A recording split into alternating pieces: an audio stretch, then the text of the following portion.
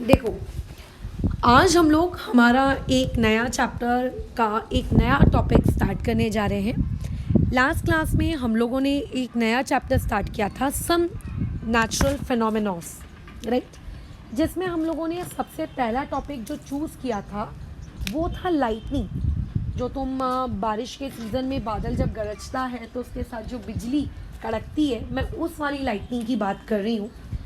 उस टॉपिक के अंतर्गत हमने ये तो नहीं पढ़ा कि लाइटनिंग कैसे होती है, बट हाँ, हमने ये ज़रूर पढ़ लिया कि आखिर चार्ज कैसे क्रिएट होता है और आखिर चार्ज कितने टाइप का होता है, और अगर चार्जेस सेम आपस में रहें तो क्या होता है, और अगर अपोजिट चार्जेस आपस में साथ साथ रहें तो क्या होता है। आज हम लोग एक बहुत ही प्यारा सा टॉपिक पढ़ने जा रहे हैं, that is transfer of charge. ठीक है, क्या टॉपिक ऑफ स्टडी है हम लोगों की आज टॉपिक ऑफ स्टडी है हम लोगों की ट्रांसफ़र ऑफ चार्ज। ओके, ठीक है, तो अभी ये ट्रांसफ़र ऑफ चार्ज हम लोग पढ़ेंगे कैसे। तो देखो, इसके लिए एक प्यारी सी एक्टिविटी 15.4 आप लोगों की किताब में दी है ना। अच्छा, ओके, इस एक्टिविटी से हमको कुछ समझना पड़ेगा कि आखिर ये एक्टिविटी हमको क्या कह रही है। ठीक है, देखो, बोल रहा है कि एक एम्प्टी जैम बॉटल लो। जैम मैं उम्मीद करती हूँ सभी ने खाया होगा बचपन में। यार, मैंने तो बहुत खाया है, चुरा चुरा कर। छोटा सा एक जैम का बॉटल लाती थी हमारी दादी और बोलती थी कि पूरे महीने भर चलना चाहिए, है ना। और बेसिकली वो हमारे लाने के लिए नहीं लाती थी, जब कोई मेहमान आए उनको दिखाने के लिए लाती थी कि देखो हमारे घर में भी जैम है। ये इस पर्पज़ के लिए आता था, हमको कभी कुछ नहीं मिलता था। अच्छा, तो ऐसे केस में अभी ऐसा है कि वो जैम के अंदर चम्मच डाल कर एकदम निकाल के चोरी कर के खाया। ब्रेड में तो खैर छोड़ ही दो, भूल ही जाओ। अच्छा, ठीक है, तो वैसे ही एक कांच की आपको एक जैम की बॉटल लेनी है ना। ओके, बॉटल लेने के बाद आपको उस बॉटल के ऊपर इस तरीके से खड्डा रखना है। आपको बस इस बात का ध्यान रखना है कि खड्डा जैम की बॉटल से थोड़ा बड़ा हो, ठीक है। ओके, ठीक है। अच्छा, तो वो जो आपका खड्डा है वो हम बड़ा क्यों ले रहे हैं, ताकि वो खड्डा उस जैम की बॉटल के अंदर गिर ना जाए भाई। ठीक है, उस खड्डे में हमने देखो एक छोटू सा होल किया। उस छोटू से होल करने के बाद हमने इसके अंदर क्या किया, एक इस तरीके की मेटल्स की छोटी पतली सी स्ट्रिप इसके अंदर क्या कर दी, हमने लटका दी।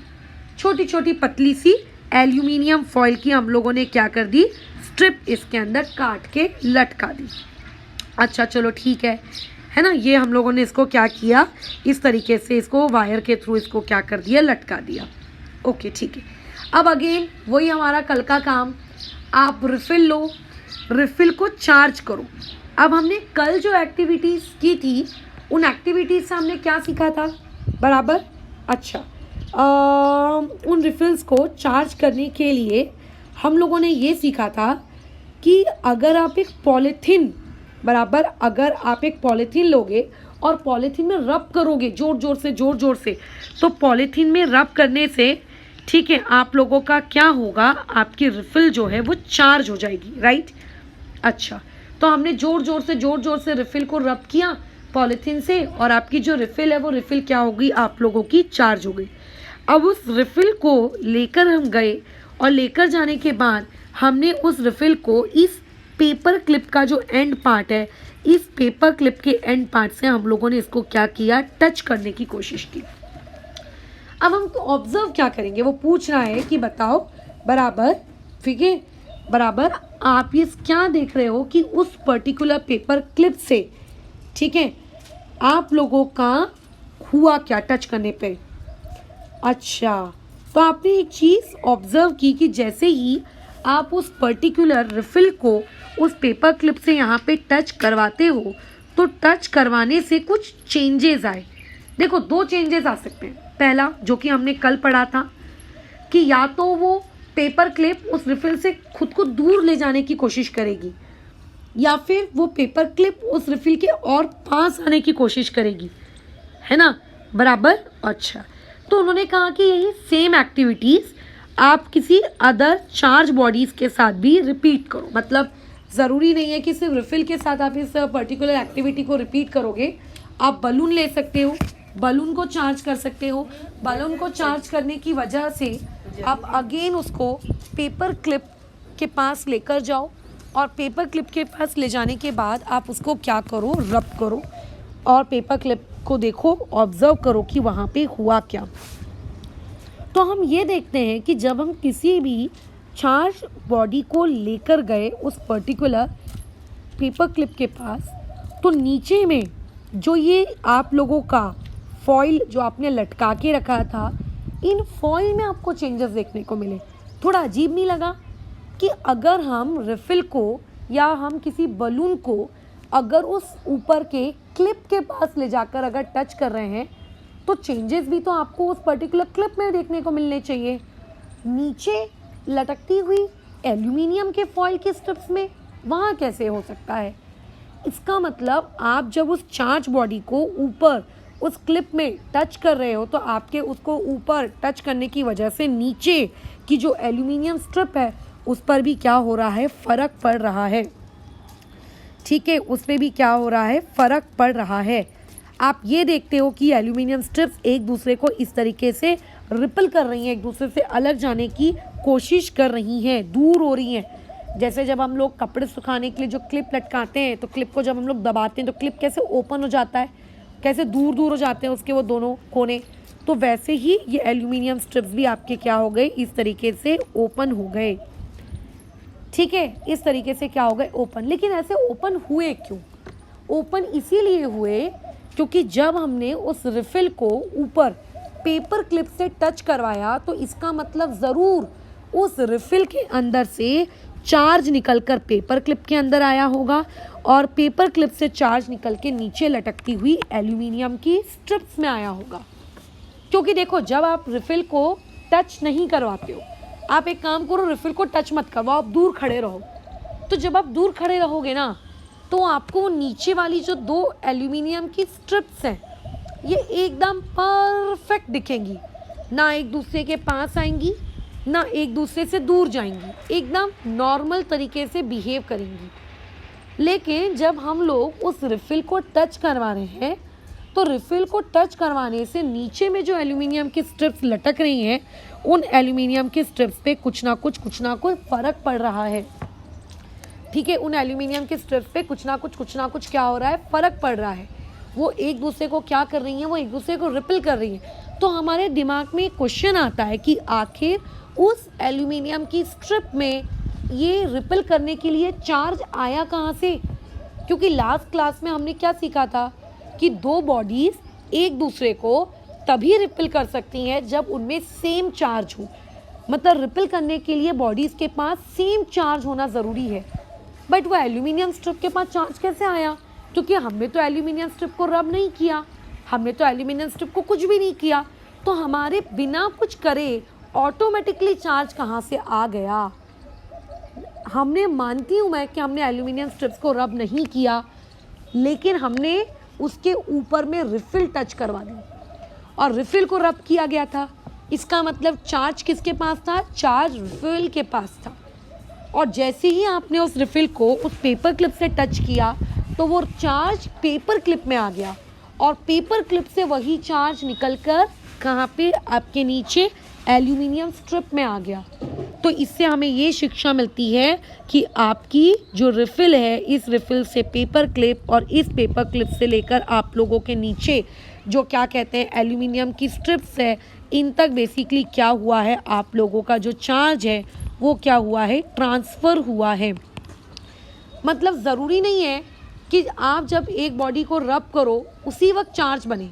अगर आप बॉडीज़ को रब नहीं करते हो, लेकिन आप उससे कोई एक ऐसी बॉडी को टच कर देते हो जिसके पास पहले से चार्ज है, तो पहले से चार्ज वाली जो बॉडी होती है उसकी वजह से क्या होता है, आपकी जो दूसरी बॉडी है उस दूसरी बॉडी पे भी चार्ज क्रिएट हो जाता है, चार्ज बन जाता है।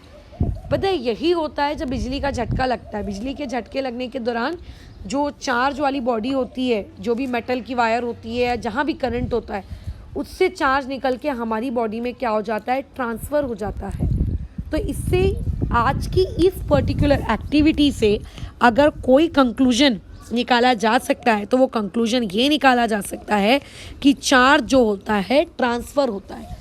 ज़रूरी नहीं है कि सिर्फ रब करने से चार्ज क्रिएट होगा, है ना, ज़रूरी नहीं है कि सिर्फ रबिंग से चार्ज क्रिएट होगा। अगर आप दूसरी चार्ज बॉडी को उससे टच करवा देते हैं तो टच करवाने से आप लोगों की एक चार्जलेस बॉडी भी चार्ज हो जाती है। आप लोगों की एक चार्जलेस बॉडी भी क्या हो जाती है, चार्ज हो जाती है, राइट। तो ऐसे केस में अगर आप जैसे ही वो रिफ़िल हटाएंगे, रिफ़िल हटाने के बाद आपकी देखना जो एल्यूमिनियम की स्ट्रिप्स है वो वापस से नॉर्मल हो जाएंगी, मतलब उनके ऊपर से चार्ज हट गया। अगर आपने वापस से रिफ़िल लगाई तो आपके रिफ़िल लगाने की वजह से उनके इसमें वापस से चार्ज ट्रांसफ़र होने लगेगा और वो वापस से क्या होने लगेंगी, आप लोगों की फिर से एक दूसरे को रिपेल करने लगेंगी, क्योंकि दोनों के पास सेम प्रकार का चार्ज है। तो ये जो चार्ज ट्रांसफ़र होने वाली प्रोसेस होती है ना, इस चार्ज के ट्रांसफ़र होने वाली प्रोसेस को हम लोग फिज़िक्स की लैंग्वेज में क्या कहते हैं, अर्थिंग कहते हैं। तो पेपर में यहाँ से क्वेश्चन आ सकता है आप लोगों को, डिफाइन अर्थिंग, ठीक है। तो अर्थिंग क्या है, अर्थिंग बेसिकली एक प्रोसेस है जिस प्रोसेस के थ्रू हम लोग चार्ज को ट्रांसफ़र करते हैं एक बॉडी से दूसरे बॉडी में।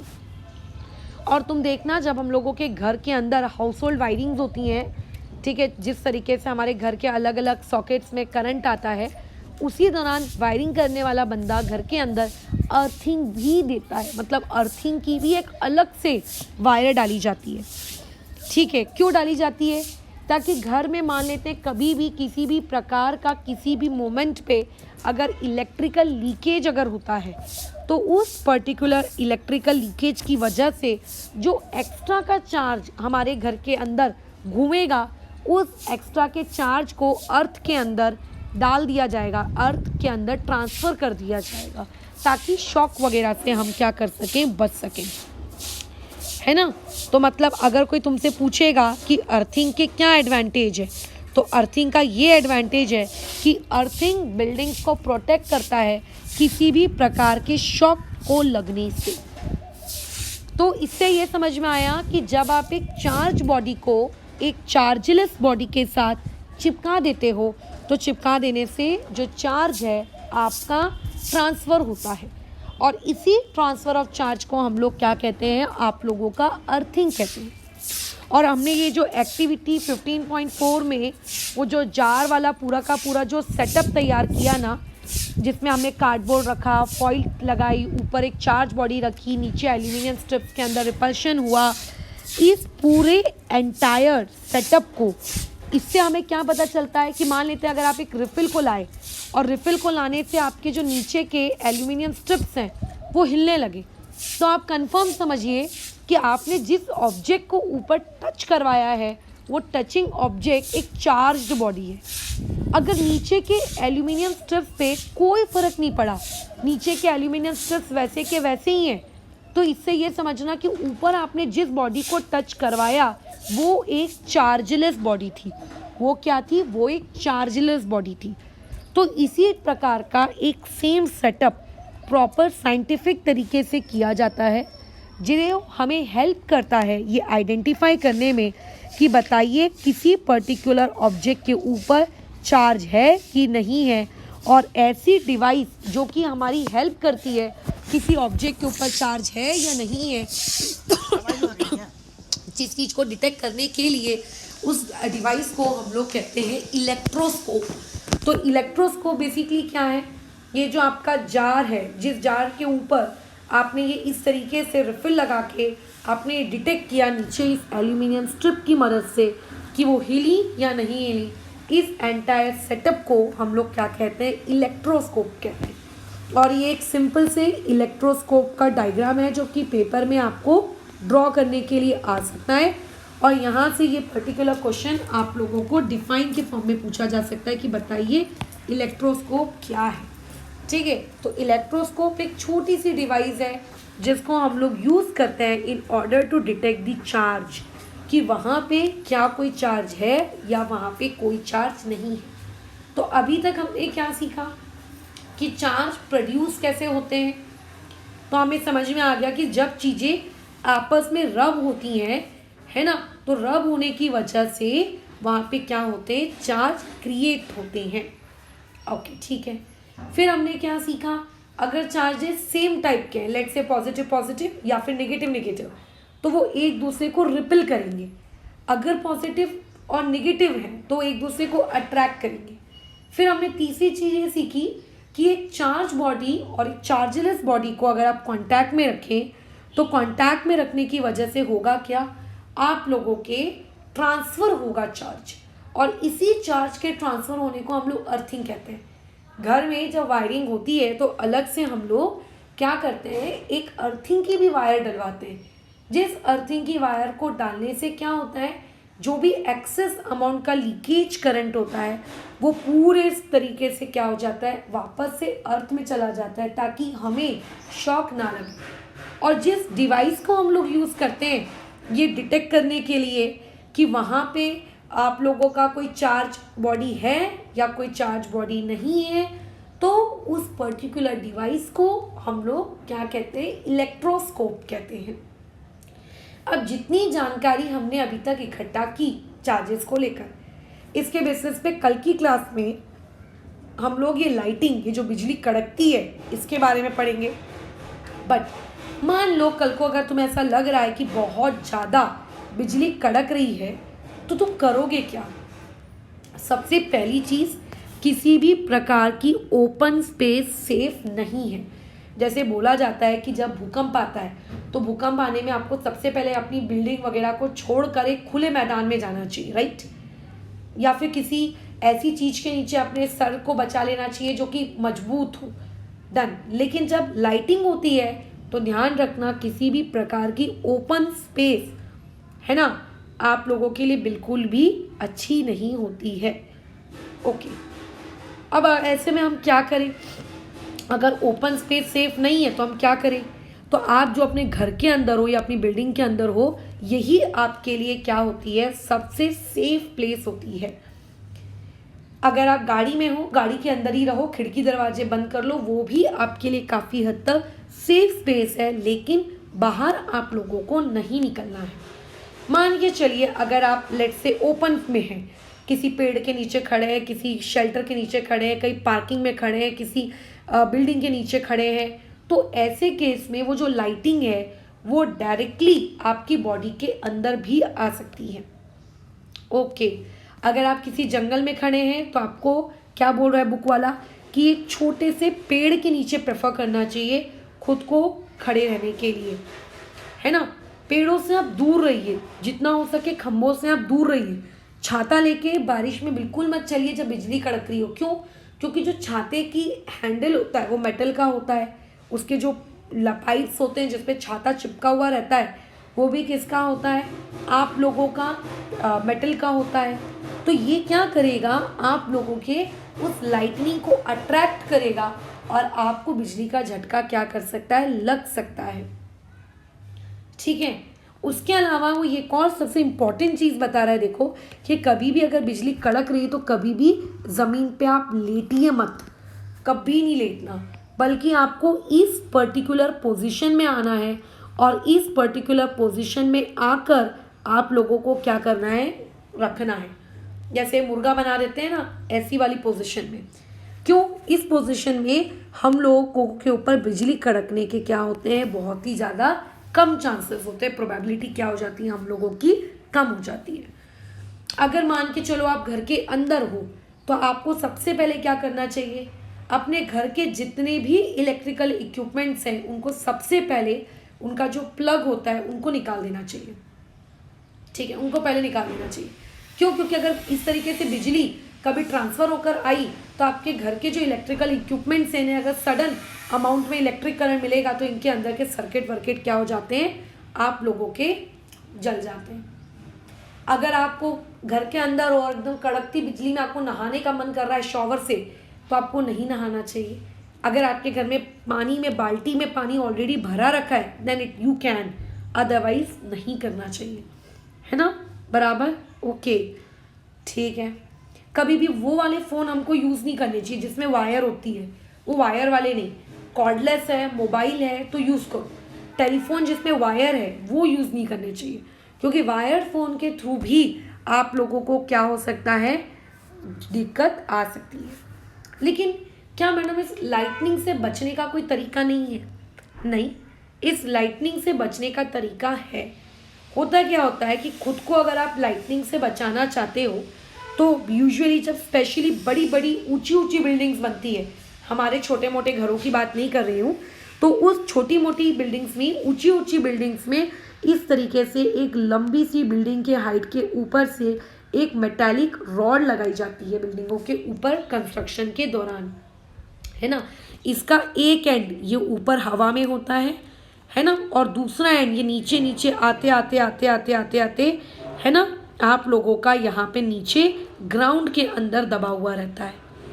तो अगर मान लेते हैं कल को बिजली कड़की, तो ये जो ओपन एंड है जो कि एयर में है, ये पूरी बिजली अपने अंदर ले लेता है और अपने अंदर से ये किसको ट्रांसफ़र कर देता है, ग्राउंड को ट्रांसफ़र कर देता है, बराबर। अच्छा, तो इस तरीके से हम लोगों को घर के अंदर रहने से लाइटनिंग से खतरा क्या होता है, कम हो जाता है। बिल्डिंग के अंदर हम लोग देखना सरियों का इस्तेमाल करते हैं, पाइप्स का इस्तेमाल करते हैं, वायर्स का इस्तेमाल कर सकते हैं, मतलब करते हैं। तो ये वायर्स भी इस तरीके से लाइटनिंग को अट्रैक्ट करते हैं और वापस से ग्राउंड में भेज देते हैं। और ग्राउंड में एक कॉपर की प्लेट रखी जाती है। लेकिन मैं बता दूं, बहुत कम ऐसी बिल्डिंग्स होती हैं जो इस तरीके से लाइटनिंग से बचने का इंतज़ाम करते हैं। अदरवाइज सीरियसली मैंने तो बिल्कुल नहीं देखी अभी तक। लोग इन सारी चीज़ों को ध्यान में रखते ही नहीं है। कुछ नहीं है यार, एक सीधा लोहे की वायर, लोहा ही तो लगेगा, एक रॉड, बट वो लोग इसको कंसिडर ही नहीं करते, इस लाइटनिंग वाली चीज़ को, और बिल्डिंगों को ऐसी बना देते हैं। और जब खतरनाक बारिश हो रही हो, बिजली हो रही हो, घरों की दीवारों को आप टच ना करें। क्यों? क्योंकि उसी के थ्रू होकर बिजली नीचे जाती है। और अगर आप अपनी पीठ टेक कर बैठे हुए हो या हाथ लगा के रखे हो उन ठंडी ठंडी दीवारों पर, मज़ा आता है ना हाथ लगा के रखने में, तो आपको बिजली का झटका लग सकता है। ठीक है, तो खैर यहाँ पे हमने सारी सेफ्टी प्रिकॉशंस के बारे में बात की लाइटिंग से लेकर।